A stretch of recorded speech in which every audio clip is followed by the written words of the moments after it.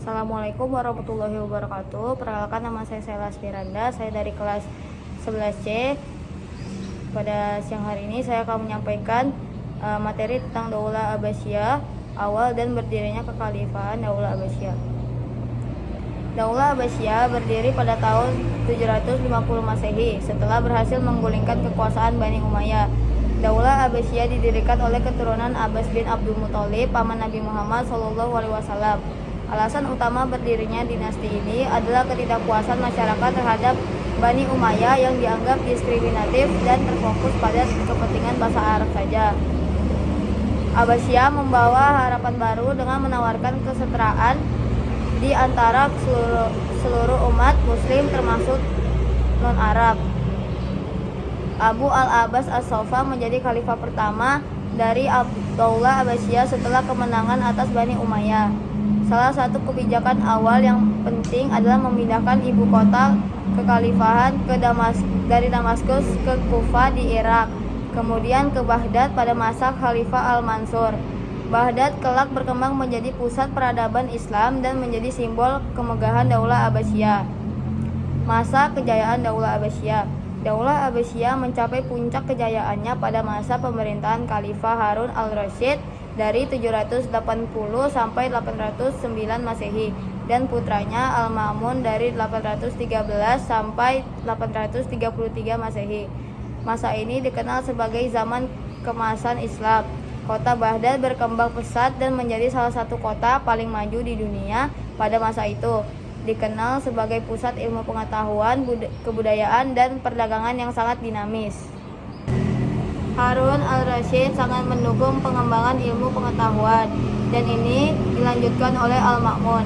Salah satu proyek paling terkenal yang didirikan adalah Baitul Hikmah atau Rumah Kebijaksanaan. Di sini ilmu pengetahuan dari berbagai peradaban seperti Yunani, Persia, India, dan Cina diterjemahkan ke dalam bahasa Arab. Proyek penerjemahan ini memperkaya ilmu pengetahuan Islam dengan karya-karya klasik filsafat, kedokteran, astronomi, dan matematika. Tokoh-tokoh besar dalam sejarah ilmu pengetahuan muncul pada masa ini. Misalnya Al-Khawarizmi yang dianggap sebagai bapak Al-Jabar, Al-Faridi sebagai seorang filsuf dan pemikir besar, serta Ibnu Sina yang dikenal sebagai pelapor kedokteran modern. Selain itu, Ibnu Haytham melakukan studi awal dalam bidang optik yang kelak memengaruhi sains modern di Eropa. Karya-karya yang dihasilkan oleh para ilmuwan ini memberikan pengaruh besar terhadap perkembangan ilmu pengetahuan hingga ratusan tahun kemudian. Baghdad pada masa itu adalah kota dengan perpustakaan besar, madrasah, serta pusat-pusat diskusi ilmiah.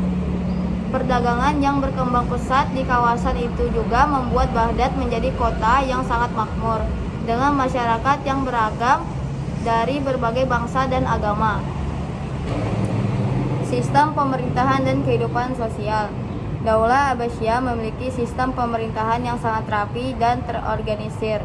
Khalifah Abbasiyah membentuk birokrasi yang profesional, meniru beberapa elemen dari sistem administrasi Persia kuno. Berbagai posisi penting seperti wazir atau perdana menteri mulai berperan dalam pemerintahan sehari-hari, sehingga pemerintahan Daulah Abbasiyah menjadi sangat efisien. Daulah Abbasiyah juga mulai menggunakan kertas yang mereka adopsi dari Cina. Penggunaan kertas ini memudahkan penyebaran ilmu dan literasi di dunia Islam. Di dalam kehidupan sosial, Daulah Abbasiyah dikenal sebagai masyarakat yang multikultural, yang merangkul berbagai etnis dan agama. Masyarakat Muslim Arab, Persia, Yahudi, Kristen, dan bahkan Hindustan hidup berdampingan di bawah pemerintahan yang menghargai intelektualitas. Pengaruh budaya dan ilmu dari berbagai etnis ini menjadikan masyarakat Abbasiyah sangat kosmopolitan. Kemunduran Daulah Abbasiyah. Setelah masa kejayaan, Daulah Abbasiyah mengalami kemunduran karena berbagai faktor, baik internal maupun eksternal. Konflik internal mulai terjadi setelah wafatnya Harun al-Rasyid ketika kedua putranya Al-Amin dan Al-Ma'mun terlibat dalam perang saudara untuk memperebutkan kekuasaan. Konflik ini menimbulkan ketegangan yang menguras sumber daya dan melemahkan kekuasaan pusat Abbasiyah. Selain itu, munculnya dinasti-dinasti kecil yang memisahkan diri seperti dinasti Fatimiyah di Mesir dan dinasti Andalusia di Spanyol, menyebabkan semakin menyusutnya wilayah kekuasaan Abbasiyah.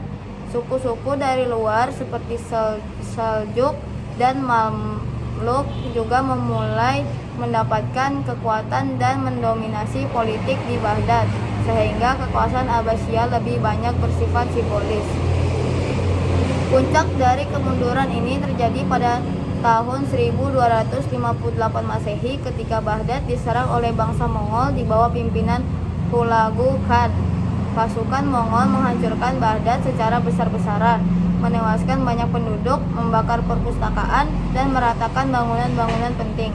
Serangan ini menandai akhir dari Daulah Abbasiyah di Baghdad. Pengaruh dan warisan Daulah Abbasiyah.